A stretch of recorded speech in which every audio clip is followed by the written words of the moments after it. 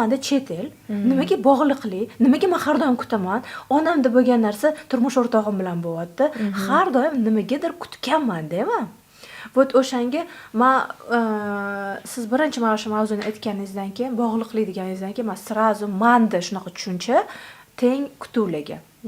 Kutuvlarga rosa ko'p vaqtimni, energiyamni sarflaganman. Va siz o'sha etapni bosib o'tdingiz-ku. Va mana shu etapda yashayotgan yolg'izlik ko'pda hozir. Kutib yashayotgan ko'p. Nimaga hozir blogerlarga, misol uchun ekspertlarga follow qilishadi, ergashishadi? Erta ham kutuv bor.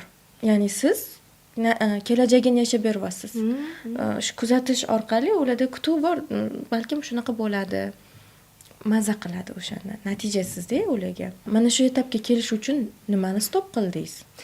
Men shunchaki kutishni bas qildim, to'g'risi.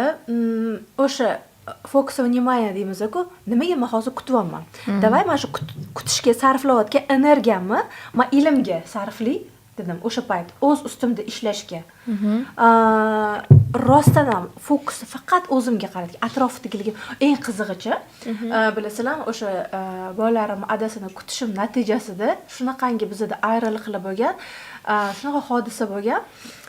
Nimaga atrofidagilari yordam bermadi. Men hattoki boshqa odamga, menga tegishli bo'lmagan odamga boshqalar yordam berishini ham kutganman-da. Tushunasizmi? Вообще noto'g'ri narsa-da bu. O'zimni unutib, o'zgalarga qayg'urish yoki o'zini hayoti yo'q, boshqalarning hayotida yashaydi deydi-ku. G'irto shunaqa inson bo'lganman-da. Keyin o'sha fokusimni ular o'zini hayotiga mas'ul, men o'zimni hayotimga mas'ul. Men faqatgina o'zim va farzandlarim deganimdan keyin hayotimda o'zgarish boshlandi-da. Boshqalardan fokus olish kerak. Men 3 yillik tajribaga ega oliy ma'lumotli psixolog Iman Ahmedovna 71 mingdan ortiq ayol qizlarning oiladagi munosabatlarning tiklanishi, qarzlardan xalos bo'lishiga sababchi bo'lganman. Pulga bo'lgan qo'rquv hamda kambag'allikdan qanday chiqishni 20, 21, 22 noyabr kunlari bo'lib o'tadigan bepul darsimda o'rgataman. Bepul darsda qatnashish uchun profil biosidagi silka orqali ro'yxatdan o'ting.